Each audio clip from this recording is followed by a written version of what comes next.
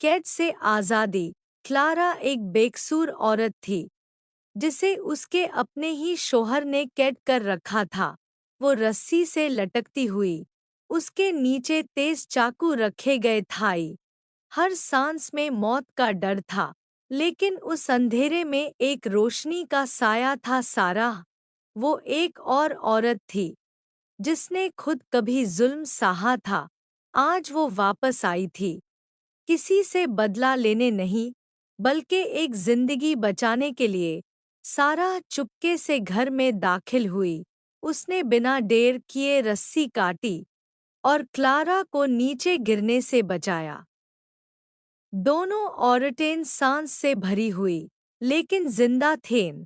उन्होंने दरवाज़ा खोला और रोशनी की तरफ चली गई। आज वो सिर्फ जिंदा नहीं थी, आज वो आज़ाद थी।